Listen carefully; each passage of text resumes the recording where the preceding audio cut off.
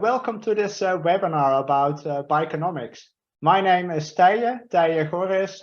You can call me TJ. That's much more easier if you're not accustomed to Dutch names. So we have a great session about bikenomics in practice. We've done one before where we really focused more on theory, and now we decided, well, let's put some more practical examples on the menu. And as you can see, our expert speaker of today is Matteo from Italy. He's representing a company called Decisio. He will introduce himself in a bit. But let me guide you to the program for today. A little bit about this webinar. Of course, the main course for today is bikenomics, a little bit of theory, but majority in practice. And some more information about how to continue learning. To start with, why this webinar? I work at a company called DTV Consultants. We are a traffic engineering consultancy in the Netherlands. We do a lot of things in regard to cycling infrastructure, and cycling safety. And next to that, we've been specializing in training traffic transport engineers, well, professionals in the Netherlands, in Europe, and beyond. And well, we are very enthusiastic about cycling and about our job, and we also think it's relevant, well, to share knowledge we have and to train our peers in our field of work, and to help them to create better projects in the end. And as company, DTV Consultants, DTV Capacity Building is our training label. We are a member of the Dutch Cycling Embassy, an international network with a lot of Dutch knowledge consolidated and made accessible for well, interested people all around the world, interested organizations, interested governments. Decisio, the company of Matteo, is member there as well. And well, we found each other in a certain topic, in the topic of bikenomics. And what I always come to discuss in my trainings about cycling infrastructure is, of course, how to do it, but also how to convince my superiors. And a lot of these superiors up in hierarchy, they don't speak cycling. So a way really to translate to the language of your superiors, of your decision makers, is bikenomics. And this is where Matteo comes in. He specializes on bikenomics, and that using this knowledge, using these skills could help to build your case for cycling. And as he will explain, he's not from the Netherlands. I think that is one of the arguments that is stating there that this concept bikenomics transfers to, well, all cities, cultures, and level of experience across the world. So without further ado, I would like to hand over to Matteo to take us along the bikenomics journey. I would say, Matteo, the floor is yours. Thanks a lot, Taya. And can you just give me a thumbs up if the screen is shared correctly and you can see it? Perfect. Thanks a lot and welcome everybody. Yeah, I would like to start from there probably. I'm not Dutch, as you can probably tell from my very Italian English accent. And I think that's, in a sense, one of the interesting things about the discussion that we are going to have in June and July on bikenomics, which is that much of the work that I do in a country that is definitely not a bike-friendly country, which is Italy. And I use bikenomics, as Ty anticipated, exactly because of that, exactly because I need to put forward arguments and you know, talking points about, as the title of the webinar says, building our case for cycling. Arguments and talking points about how to advance cycling and why cycling should be promoted. And this is really, I would say, the very first thing that I would like to present as what you will get if you enroll in the course and if you will be with us in the discussion in the next couple of months during this course. The first thing that you would get if you enroll in this course is not really about numbers. We are going to talk about numbers. We are going to talk a little bit about methodology, and we'll try to make it not too boring. But really, the first thing is you will get the very reason why we do bikenomics is that it gives you the capability to shift the message that you present, the way that you talk about cycling. And this is really the very first thing that I would like to talk about. It is estimated that worldwide, 60% of urban trips are shorter than 5 kilometers, very, very short. At the same time, in much of the, in most of the countries that you probably live in and work in, cycling is underfunded and probably not very much considered as a means of transport for daily necessities. And why is that? I believe that it has to do with, of course, with lack of funding, etc., all of this, but it has to do mostly with a misconception, a misunderstanding about the role of cycling that through bikenomics can be changed and can be challenged. These are some of the arguments, some of the ways cycling is presented. Usually cycling is presented as something that, it's very expensive, but we just got to do it for the environment. And, the main reason why we talk about cycling is not really because we, as transport ministries or transport policymakers, because we believe in it as a means of transport, but just because, let me say this in quotes, because of CO2. And I would say that bikenomics helps you challenge that assumption that cycling is just the environment, and it helps you actually present cycling as a cost-effective tool, not only to reduce CO2 emissions, which is very important, of course, but in general and more broadly to achieve economic development, not just sustainable development, but really economic development. In much the same way, cycling is usually presented as a necessary sacrifice, especially when the metaphor that is used is that of sports cycling, sweating up the mountains, challenges, etc. Not a lot of people are attracted to that. Not everybody is attracted to that. Most people just would like to go about their life and to have a means of transport to get the kids to school or to go to their office or to the groceries. And bikenomics, again, is a helpful tool to present how cycling is not just sport and is not just a necessary sacrifice, but cycling is a means to improve the quality of life of everybody. And last but definitely not least, bikenomics is a way to take out cycling from this idea of advocacy, this idea that cycling is just for a certain part of the political spectrum. And if you're a politician and you are into cycling, you must be a cycling advocate, a mamil, a middle-aged man in Lycra or a middle-aged woman in Lycra, this type of person. Bikenomics is a very good way to present cycling to policymakers in a way that they understand that it's not that they have to do it because they are advocates, and they don't have to do it for the small fraction of cycling advocates in their population. The point is that if you don't do cycling, if you don't invest in cycling, you're actually missing on a significant economic opportunity for everybody, not just for the people who cycle. And if you don't invest in cycling, then you are basically doing a disservice to your community because of this missed opportunity. So the first argument really is that bikenomics is a tool for thinking about cycling in a different way, not just about the people who cycle, this couple now cycling, but it's a way of, as I said, broadening the spectrum, broadening the vision, not just about the people who cycle, but about everybody, okay? The people who are on the cycle path and the people who don't cycle and who will still be driving. Bikenomics is a way to show that cycling can benefit everybody and not just cyclists.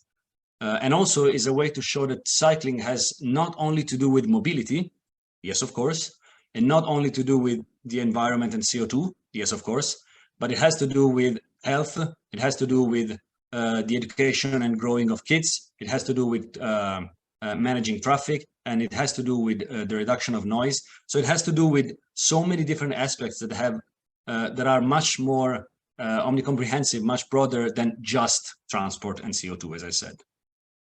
The second thing, and really this is just a very small anticipation of what we will do during the course, we are going to present some specific knowledge, of course, some specific tools about how to do bikenomics and what tool is better suited to answer specific questions. This is just an example. You have a cycle path that is projected to shift a certain percentage of car driving to cycling, and it goes from point A to point B. it has a certain impact on CO2, and it costs, let's say, 1.5 billion. No, sorry, that would be huge, 1.5 million. The question, therefore, of course, becomes, shall I build it? You know, if you are the policymaker, if you are the decision maker, should you build a cycle path that has this cost and these prospective effects? And these type of questions are the questions that you can help answer through bikenomics. There are three levels that I always like to present here very quickly. One is the microeconomic level. Is the level, you know, when you are talking with your friend who's only into driving and you're only into cycling and you're trying to convince them that cycling is better for their bottom line, you're talking about microeconomics. You're talking about the financial effects. We're talking, you know, pure cash for the single traveler, the single company, or the shop. And the tool that you use to answer the question on the bottom line effects of more cycling is the financial business case. You can go to a different level. You can go to the macroeconomic level, and you can talk about the impacts of cycling on jobs, economic growth in a region, in a neighborhood, but also at national level. You might be interested, if you're in Europe now, for example, to study about the reshoring effect. That is the effect that we are now witnessing, for which the production of much of the components, many of the components of bicycles and electric bicycles is actually coming back to Europe after many, many years of offshoring to, for example, the Middle East and Asia. And this is a macroeconomic argument, for example, that it is or should be very interesting for local politicians to make on why cycling is good for local economy, for example. And the third level, the one that is possibly the most effective talking point, but also the most, because it's the most interesting for, again, for decision makers, is the welfare economy. What is the alternative of transport that maximizes the well-being of everybody when I take into account not only, as I said, the bottom line and not only jobs, but I take into account the effects on CO2, the effects on traffic, the effects on noise, etc., etc. How can I express all these effects in money? You know, how can I monetize these effects and express them in euros, dollars, or whatever your currency is, to show that an investment into cycling pays off very well and very quickly. This was a super quick, overview about the theory, and I would like to go straight into an example. This is an infographic that we produced together with the World Bank as the CISO when we did the bikenomics analysis of the cycle plan of Lima in Peru, South America. Just a couple of elements to zoom into a couple of elements. The very first thing that I would like to present is the final result. The final result of our study has shown that investing in more cycling in Lima would bring about a benefit to cost ratio of 19. Which means that for every euro, in this case, Peruvian sols invested, you would get out an equivalent economic value, socioeconomic value of 19 sols. This is a huge ratio. No bank is ever going to give you an investment with this amount of, such a high ratio. This super high ratio was actually, just to give you a comment, was actually very high for us as well when we studied it. But the reason for that is that cycling in Lima now is at a very small level, and so increasing it, especially in the beginning, would bring about very, very high benefits. Where do these benefits come from? They come from, as I said, many different effects, not all of them related to mobility. You have the effects on travel time. When cycling becomes easier, it also becomes faster, so people save some commuting time. And that you can translate into money. You can translate and you can monetize it. But it also, for example, has to do with the health effects. Sedentarity, the fact that people don't do enough physical activity is a huge problem worldwide. The World Health Organization themselves, they say cycling and walking is probably one of the most effective ways that we can combat this problem of people not being physically active enough. And that also you can translate into a monetary figure, into money. You can also translate into money the effects on air and noise pollution, and possibly the most important effect in terms of sheer quantity of money that usually produces. So the magnitude of the effect is the effects on congestion. This is especially true, of course, in an urban settlement, less true in a rural environment. But the effects on traffic congestion of more cycling, which given the proper infrastructure and the proper time usually has an effect of reducing congestion. And we can also talk about how to present this, because this usually is one of the main arguments against more cycling infrastructure.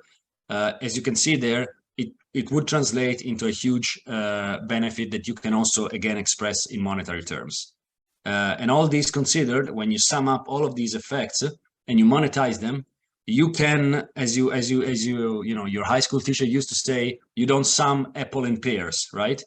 Well, with bikenomics, you can actually. What you can do is that you take apples and pears and you translate all of that into euros, sols, dollars, and then you can sum them. So you can sum the magnitude and the importance of reducing noise pollution, reducing congestion, increasing physical activity, and you can compare that with the investment that is required to do that. And for Lima, for example, the result that you got was a benefit to cost ratio, as I said, of 19, which is a no-brainer if I've ever seen one in terms of should I invest into cycling. Another effect very quickly, another case study, sorry, very quickly, different context, not South America, but Europe, my hometown, and also different case study, because in Lima it was like a comprehensive bike plan for the entire city. And in this case, it's a completely different thing. It's a very specific piece of cycle infrastructure. So we're going from the whole city to the very local example here. There was nothing before, as you could see. And then the study was a study done before the construction of this quite nice, quite Dutch style, I can say, cycle path on this very busy road. The effects that were included in these bikenomics effects were, again, very broad. We talked about, we accounted for travel time, the reliability of travel time, which is also interesting because usually cycling enjoys a much more, narrow time set that you need to reach your destination. You know, basically to the minute how much time you will need, because congestion is not is usually not a factor. Well, maybe in Utrecht, but not everywhere else in the world. And then we included, as I said, health, many environmental impacts. We included considerations on safety, on the comfort of traveling, but also on the quality of public space. We had our inputs, how much would it cost, the maintenance, the length, etc., all of these data. And we had the projections of the effects that this would bring about. And as you would see, it would decrease the number of car trips. It would increase the number of bike trips done along this road. Very interesting, it would decrease the speed of cars along this road. We had a traffic model to show that. And it would instead increase the speed for cyclists on this piece of road, let's say.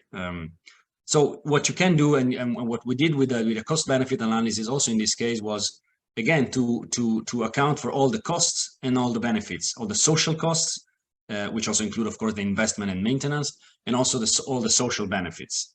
And as you can see, you have very interesting, a negative effect, which is the effect of investing. That's a cost. You had a very interesting and quite significant negative effect on travel time for cars, because you would slow drivers down, and also the reliability would also worsen. But this was very much, balanced out by the positive effects that you would have on cyclists, and also all the positive effects that you would have on everybody, basically, on health, safety, positive effect on climate change, etc., etc. And so again, with a much less incredible benefit to cost ratio than we had in Lima. In Lima, it was 19. Here, it's a more normal, I would say, 2.3 ratio.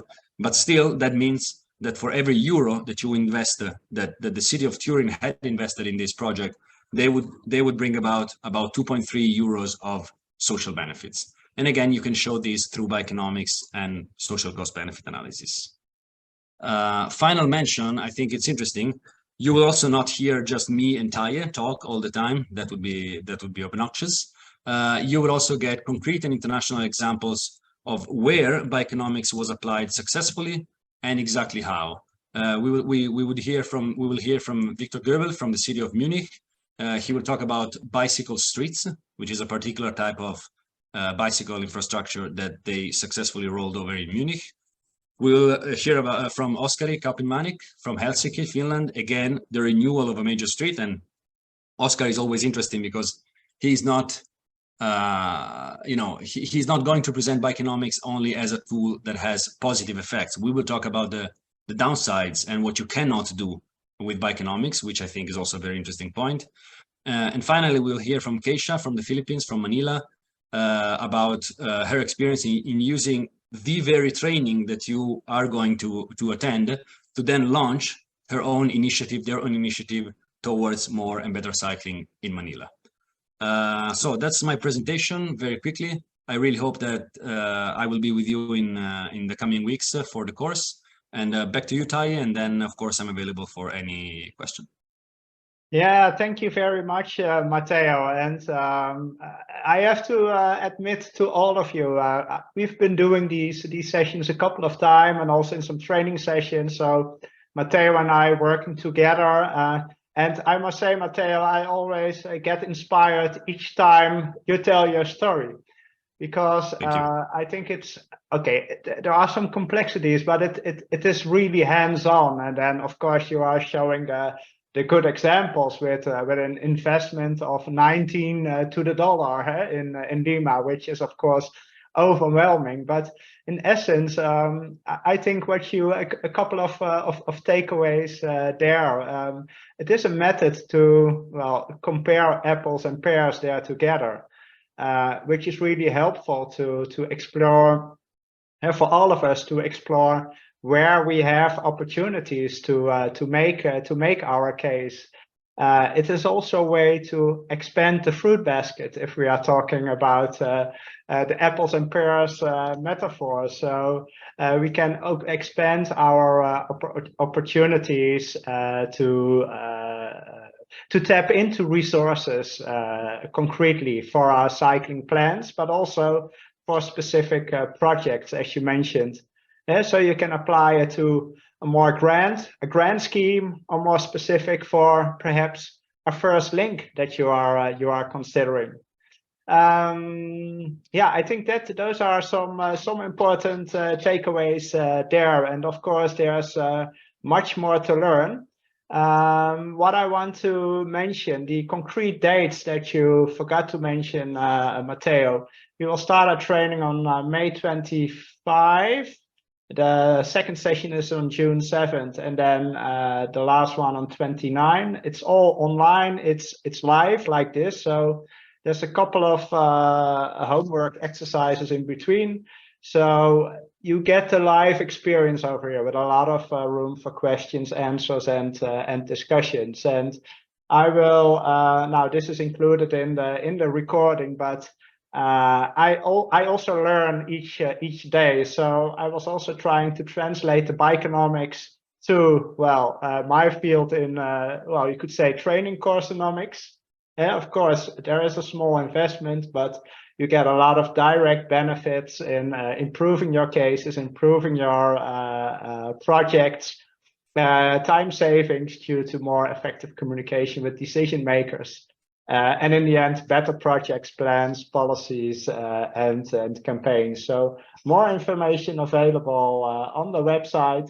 And of course, this is the biggest benefit. And I really love you being here, Lourdes. She is there in the beautiful dress with a big smile over there. And that is also what gives us as organizers of these training courses.